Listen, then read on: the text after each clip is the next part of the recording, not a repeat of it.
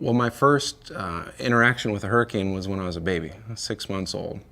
My family had just moved to Miami from Illinois, and within a week, Hurricane Betsy hit.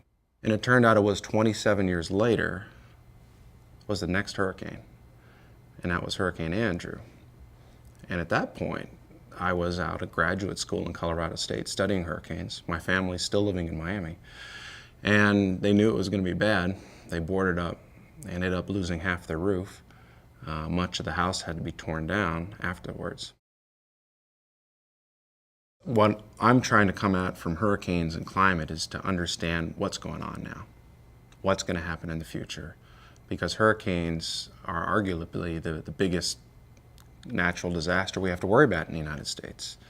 You know, Hurricane Katrina, $81 billion of damage, 1,500 people drowned.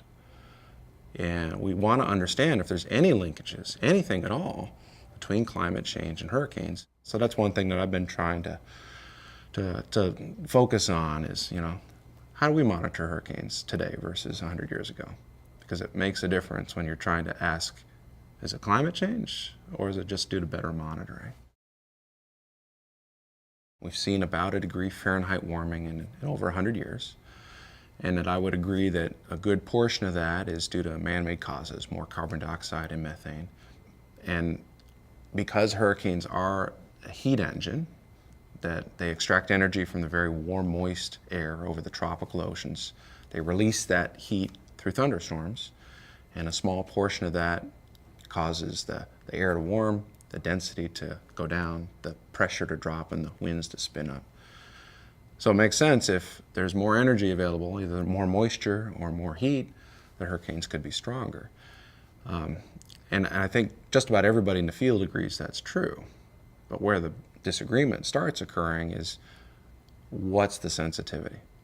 And when you start looking at all the theoretical and numerical modeling results, they're all pretty much saying the same thing. Actually, I think all the published results have said the same thing, is that there's a very tiny sensitivity today, that roughly we should get about 2% stronger hurricanes for each degree Fahrenheit warming due to man-made causes.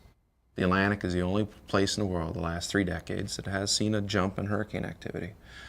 So that would be one indication that what we're seeing may not be due to global warming, that may be due to more natural local forcing.